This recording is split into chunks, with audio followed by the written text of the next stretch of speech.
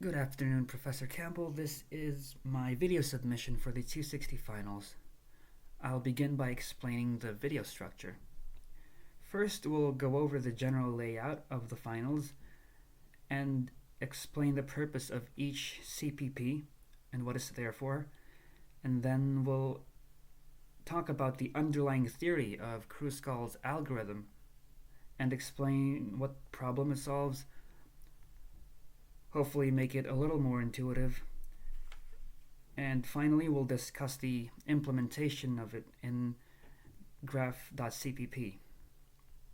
I'll be running the entire project on my desktop to avoid connection issues. Here's a demonstration to show that it compiles and runs without a hitch. Open in terminal. Where's the compile command? There we go. Okay, we'll move on to explaining the purpose of each CPP and explain the general layout of the finals. I'll begin with main.cpp.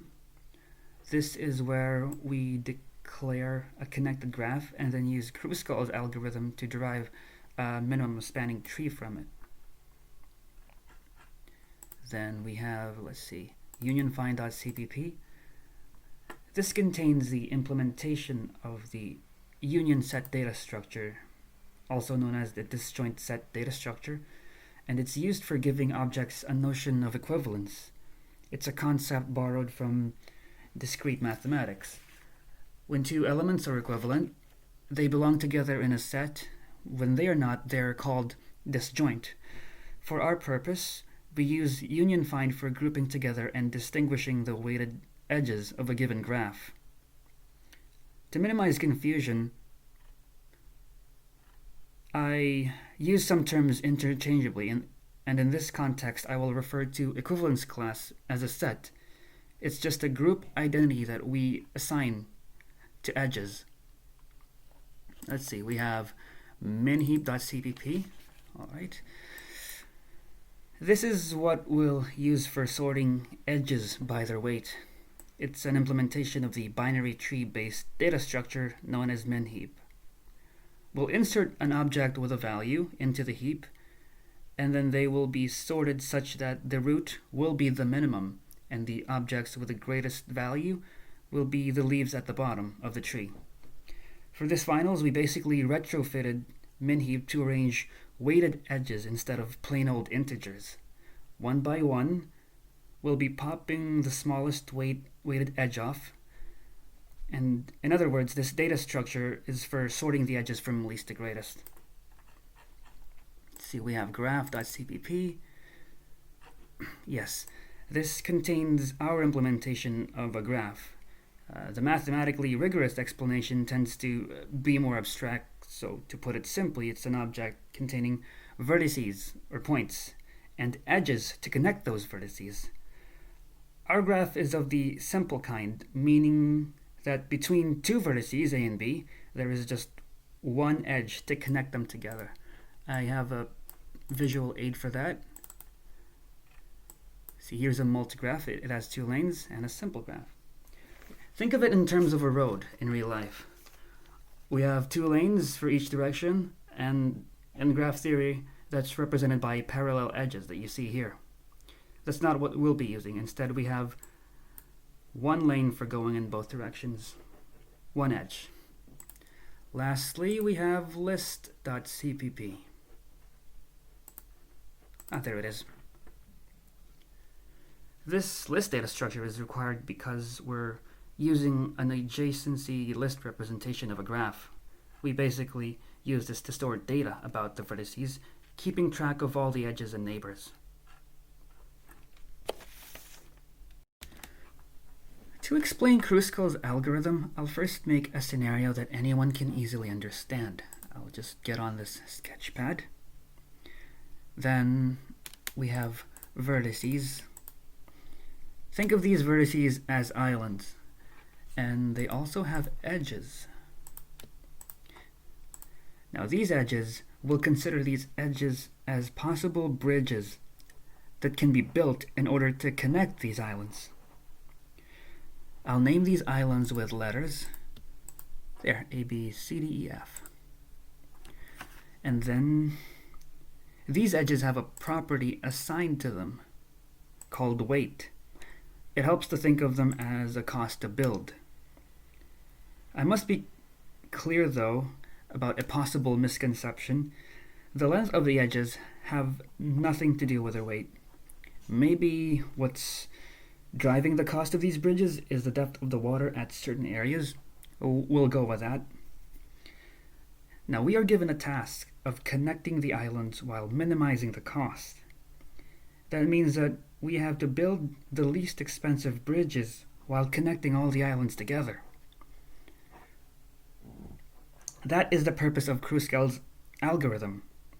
In graph theory, we say that Kruskal looks for the MST, or the minimum spanning tree of a graph.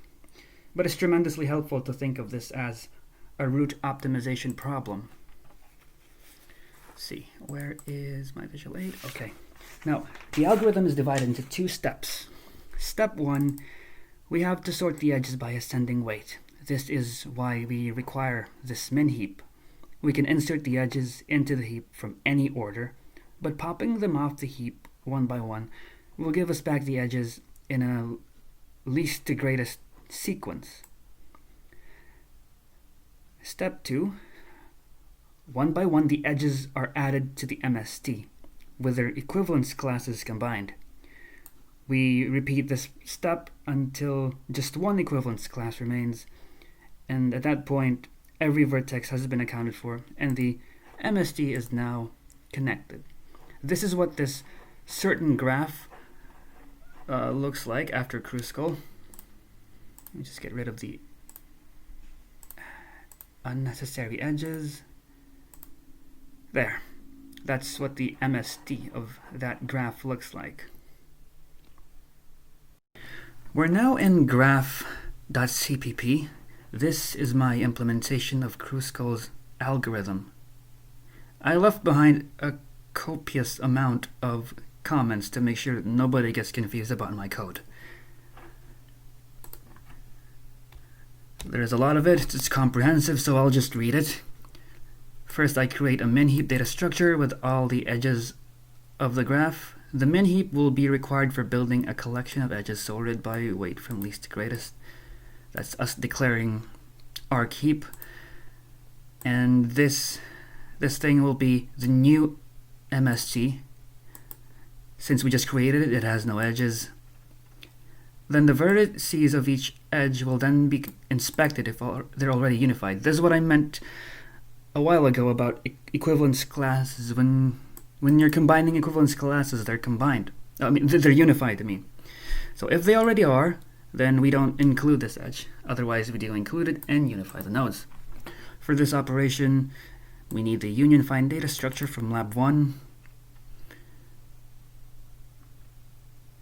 Okay, now, this is me declaring a union find. And now we'll look at this nested loop. It's basically to get every edge from the original graph into min heap. We're loading the min heap. This small check is done to ensure that we're dealing with only one edge. We don't have trouble with any duplicates. Now we are in arc heap. Creating an arc to contain the top of the arc heap. This is it. CME stands for current minimum edge. It's just a holder. And then we move the top of the arc heap to CME, and then we connect them. If both vertices of the current smallest edge are in two different equivalence classes, i.e. not combined, it will be added to the MST and will be combined to the same equivalence class. So we only unionize vertices if they're not in the same equivalence class. And some notes to avoid memory leaks. Nothing is heap allocated unless absolutely necessary. So this is the only thing I've heap allocated. And everything else has been taken into consideration in the destructor. However, Valgrind still reports 32 bytes. I'm hoping that's just a false positive. Alrighty, we're in the final part of the video. I'll be explaining the changes I've made to the code to give it a faster runtime. Hope I haven't bored you to death at this point. Okay, what I did was I borrowed a mechanism from the binary matrix graph representation and used it to improve the runtime of the methods getWait, or in this case just wait, and isEdge.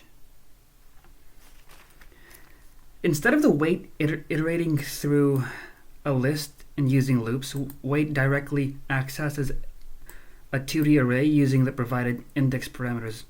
This turns the runtime from linear to constant. Let's look at isEdge.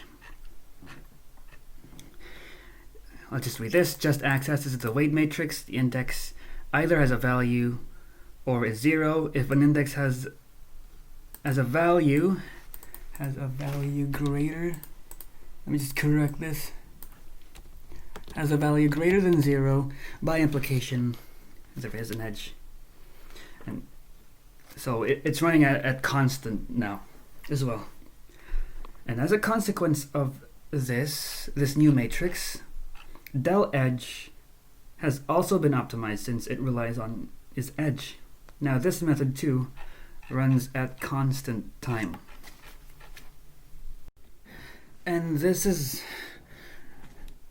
the minimum spanning tree of the graph that you provided for us in the finals PDF. Yeah, that's a tree. No cycles. Every edge is a cut edge. That's the result of Kruskal's algorithm.